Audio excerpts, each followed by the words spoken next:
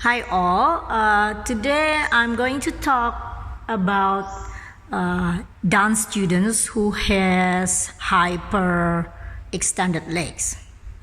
So hyper extended legs are beautiful in the dance world because they have the curve on the legs that is needed to make the aesthetic part of the dance even more showing, especially when it's added with a high arch on the toes.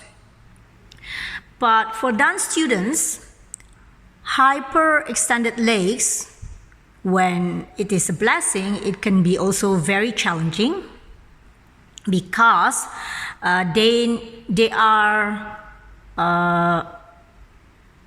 hard to maintain, they are hard to train. So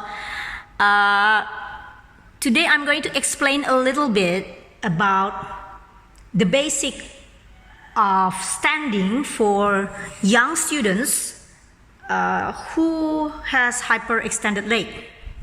As you can see my model there, she is standing comfortably on her hyperextended leg. You can see she has very hyperextended leg going like this and curve, which makes her weight fall far behind and her pelvis is sinking. That's how her most comfortable way of standing. So now I'm going to go there to come to near to the model so I can explain better. So as you can see, if I use a ruler there, a hyperextended leg,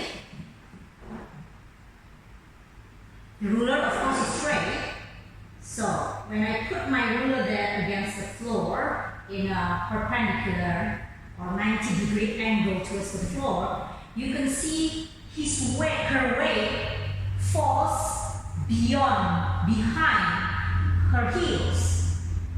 Okay? I'm talking about dance students, not normal way of standing. So when a dance student stands, she has to stand much further from, not even on her heel, but even further, you can say here, on the front part. So just sit on your most comfortable way. So if you can see, this is the way we want. The straight one, this is the way that we want them to stand. Okay? But as you can see, hyperextended leg, the weight is far behind. So how to make it work? We call this a locking knees. We don't want to lock knees. Lock knees for hyperextended students is straight knees. But we don't want straight like that. What we want straight is this one. So, the easiest way is to say to them, bend your knees.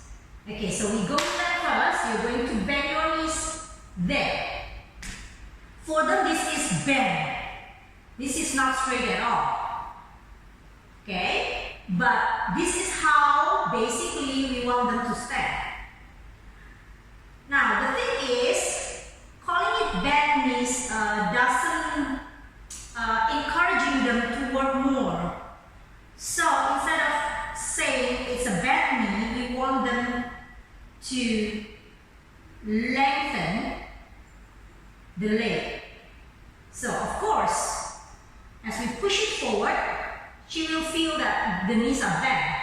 But the effect of bending the knee is that this part is still not working.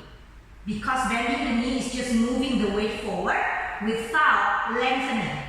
That's why we have to change their mind by saying lengthening the knee upward. So by lengthening, so I have to take this off. Oh, maybe you can hold it for me there. So, in order to lengthen,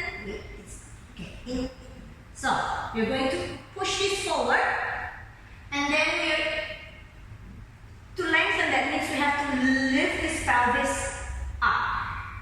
Okay, so the lengthen is not only bending, but use this muscle, very important muscle, and lift the pelvis up. Okay, then we have the weight further forward rather than locking the knees and push it backward, and you can see the pelvis is sinking. Okay, so once again, this is a lock knees with the pelvis sinking, and then I'll try to adjust the weight. So this is a lengthen, and then the pelvis is lifted.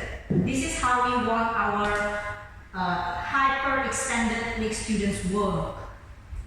Okay, that's the basic. For now, I think that's for you to understand first while standing in parallel, because then it works on other position like first, second, one leg is the same method. Okay, thank you.